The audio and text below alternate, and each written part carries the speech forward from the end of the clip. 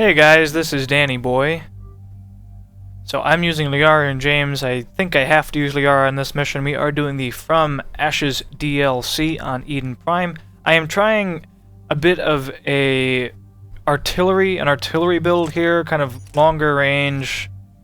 Maybe not so much longer range like artillery, but maybe it's been called biotic bomber even.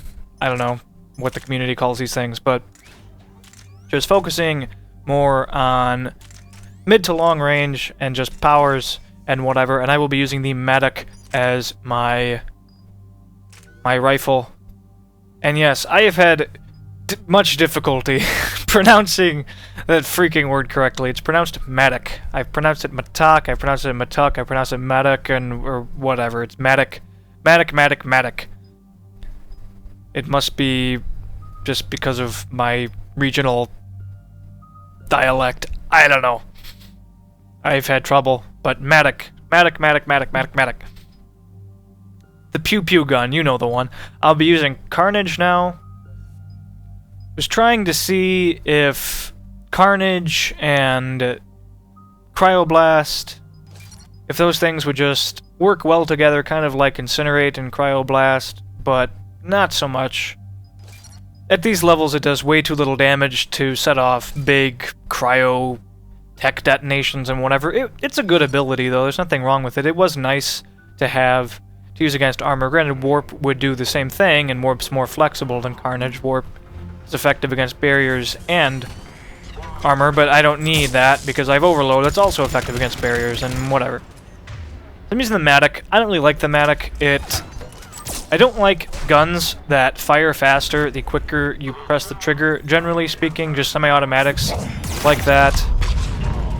Spammy weapons like that, and frankly, it's just because it makes my hands hurt. I have bad carpal tunnel stuff going on, so it just makes my hands hurt, and my wrists are bad enough, and whatever, so...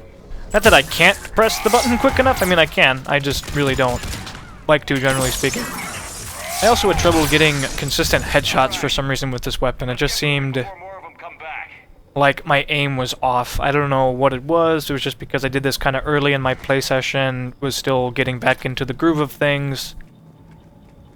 Or if it was incendiary ammo that was making their head whip around, or whatever, I don't know. But I'm going over here. I often do this. I know the layout of Eden Prime pretty well at this point. I know that if you go far enough left, you get the ladder leads you to the roof of one of these prefabs, and there's always a turret down here, so I was totally prepared for that. I knew that it was going to be there. I think it was also just the Mattock wasn't doing the damage that I expected it to do. It was nerfed. I mean, I suppose there's a chance that it couldn't have been nerfed, but I can't definitively, I guess, prove that or anything, but it definitely feels like the Mattock has been nerfed severely since the last game. It seems like it has a lot more ammo to work with, but it does a lot less damage per shot than it used to. It doesn't seem to be anywhere near as powerful as it used to be. By and large, it was the most powerful assault rifle in Mass Effect 2. I guess that's debatable, but at least that's how it appeared to me. It seemed to be the best all-around assault rifle, most damaging, most damage in the shortest period of time if you can consistently get headshots and what have you. But I hadn't used it in a long time, and I just wanted to say the word Mattock over and over and over again. Mattock.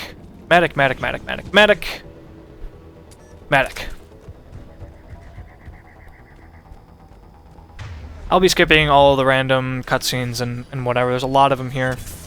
And it's so nice to be able to do so. It makes my videos so much shorter than they would need to be, and I can fit them all, generally speaking, into just one video. Don't have to break them up into parts. Fantastic.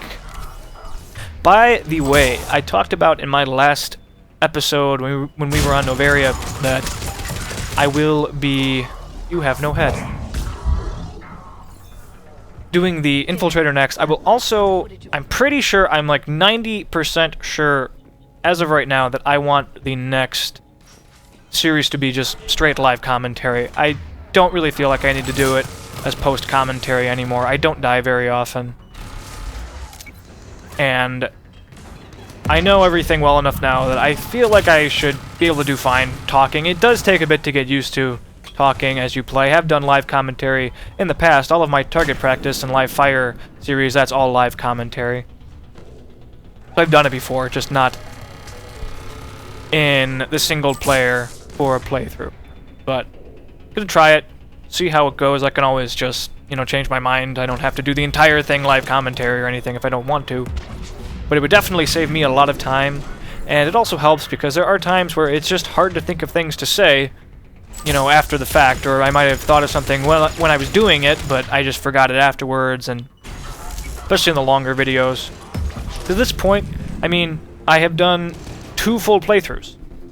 It's difficult to talk about stuff when you've already talked about stuff for 2 full playthroughs. I do still manage to think of things, which is nice. It's nice that the classes have enough variance that I can talk about different strategies and whatever else. This really sucked, by the way. I had never had this happen before. I never approached this area from this doorway before, and I could not figure out how to get out of here and flank without dying. So I just had this teeny little door to work with, and they always had turrets watching it. So, and I couldn't get line of sight on anything. This was awful. Smoke in my way. I know there's turrets. Trying to see the engineers, can't see the engineers. This was just all around terrible. Kind of surprised, and I'll just spoil it. I actually do manage to succeed. Kind of surprised I didn't wind up just dying from a turret, because if you watch me, I do tend to just get impatient after a while and do stupid stuff, and that stupid stuff often gets me killed. But somehow I managed to not die from a turret. Even when I was doing this, I just figured, you know, I'm going to wind up exposing myself too long because I really want to kill an engineer or something and just get killed. But it seems like every time the turret starts opening up on me, I do manage to just roll and get the hell out of the way. This sucked. It was so slow. The one fortunate thing were the Centurions actually kept closing in on me, and I have James in the corner. He's protected from the turret, and he's also using a Raider shotgun. I had him switch to that, so when they do get close, he can just fend them off, and I can also flank them and what have you. So that actually worked fairly well. Right now he's useless, though, because anything that's not at point-blank range, he'll just completely miss. Let's go, let's go.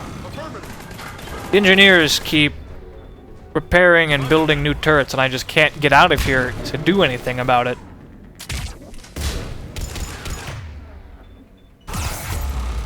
And the Mattock does pretty poor damage against shields as well. I'm out of grenades. It all sucks. I purposely didn't use a scope on the Mattock, by the way. I wanted to see how accurate I could be without, and it does alright. I mean, that's how you used it in the previous game. You didn't have the luxury of a scope in the previous game, so I thought, you know, should be able to do okay. No? I think I'm just using damage, and I might be using a piercing mod, I forget. I wanted to try out the piercing mods more.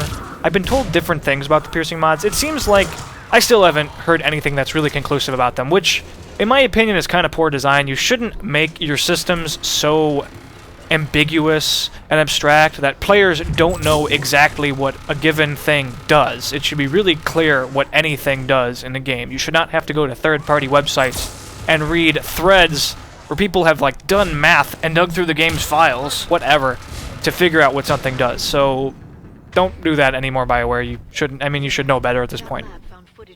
I've heard, I mean, in my experience, it seemed like it just bypassed shields to an extent, and it allowed you to go straight for the red bar to a bit. But I've heard that that's not correct. I've heard that instead, just whenever you're attacking armored opponents or something, you normally do reduced damage against them. So when you're using a piercing mod, you'll do increased damage against their armor.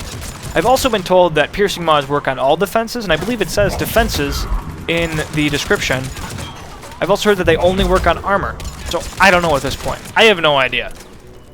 To be honest, I really haven't tested them that much because it seems like just a straight damage mod is way more straightforward, and generally speaking, I would rather use a scope or spare shot capacity or even magazine upgrade or whatever else over a piercing mod.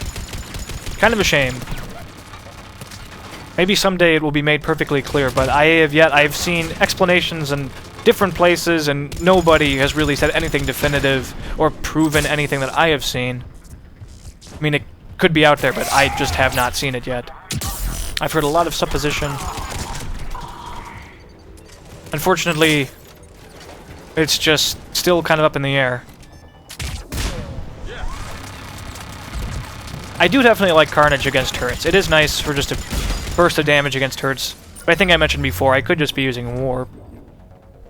Part of me wanted to just go for pure tech as a Sentinel. Part of me wanted to go pure biotics. Part of me wanted just to use half and half, like just the base class. And throughout, I will be experimenting. You will see. This is the beginning. You know, I finally switched out of Reeve. I'm going for Carnage now. And there is a lot more to come.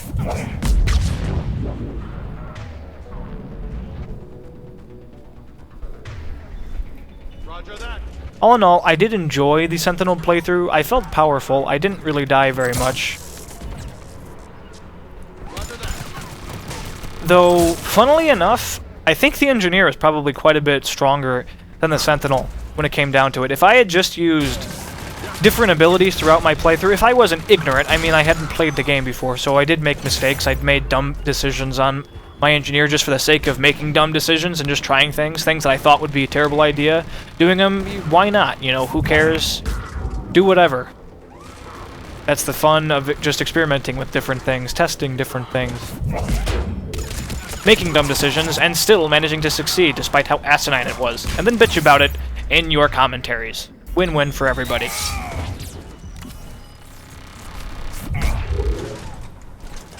But if I had just used in my Engineer playthrough Cryoblast and Incinerate the whole game, and used Turret with the Flamethrower the whole game, and just Overload and whatever, and just a Powers build would have been super, super, super easy. Definitely easier than the Sentinel with any sort of weapons, and easier, I think, than a Sentinel Powers build, because Sentinels have the huge handicap, assuming you actually use their signature abilities. You know, you use either Tech Armor or just another Armor Power as your bonus skill, they have huge penalties to cooldown. So even that is easily surmountable. If you want to go for a Powers build, you can just use a submachine gun with ultralight materials or just a lightweight pistol.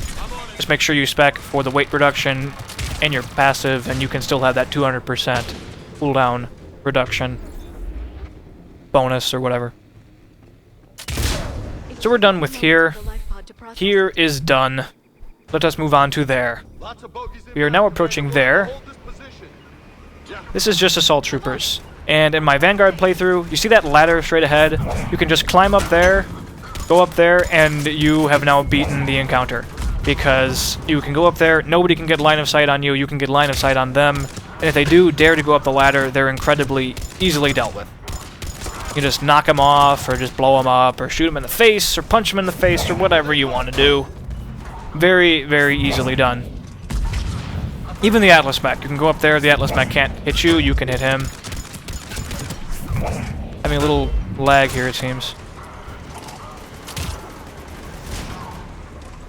That is one thing I really like about Carnage. I like the Gib effect. It is very nice. Very cool. I think I'll use it more on Infiltrator and probably the Soldier. Definitely going to try it on the Soldier. Not the Adept, though. I don't really see a point on the Adept. I have so many ideas for the Adept, and nobody wants to see the Adept. That's probably the one class I actually really want to play next. And I did not realize there would be a million guys in here. Holy crap. There's literally a million guys in here. I didn't even really know what to do. I was out of grenades for me. James had one. I just threw down a Singularity and detonated. If only I had a lift grenade, that would have been a lot more epic. Oh well. Convenient, though. They were all bunched together, so there goes that wave, essentially.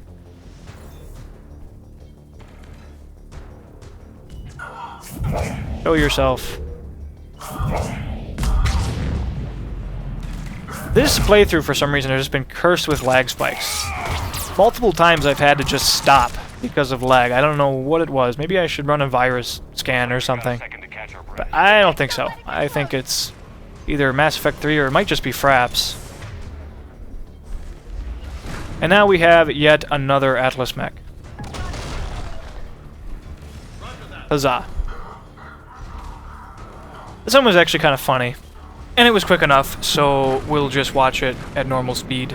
Well, number one, there's actually Assault Troopers that help him. So he's slightly more interesting because he has a little bit of support.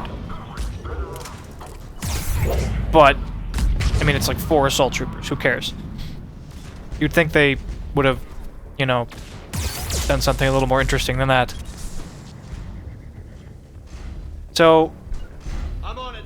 it's very easy to beat the Atlas mech for this fight. Just hide in the house. He can't come in the house. He'll try to come in the house, but he can't come in the house. You'll see that soon. And you can basically deal with him with impunity for the most part. And he's just waddling to the left, trying to find where these last guys are. Desperately trying to actually hit as well, because I suck. Boom.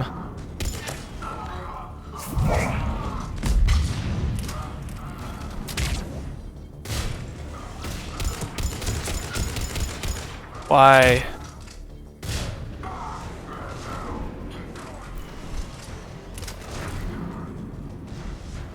I have to say, it's amazing how much faster you can go through this game when you skip all the story and everything and just go through it. And yes, he's trying to get into the house. He can't get into the house. He really wants to get into the house, but he can't. So he's basically just waving at me at this point. I think he actually did. No, that was a body. Body just flew past the door. There he goes again. Didn't even remember using Singularity and seeing anybody, but whatever. But I think I mentioned I blew through this entire playthrough in 2 days. 2 days of playtime. And all of... I can't say it was more than 15 hours. It might have been... I feel like it was closer to 12 than 15. And that was also, you know... I stopped halfway through to edit, do the voiceover, and upload the first 12 episodes of the series, which are now out. Hello, friend. Goodbye. How are there this many guys left? Where did these guys all come from?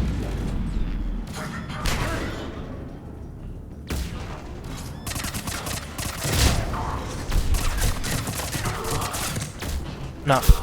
Alright guys, that's it. Thanks for watching. Stay tuned for more. Please sub, like, and leave feedback. I certainly appreciate it. Have a good one.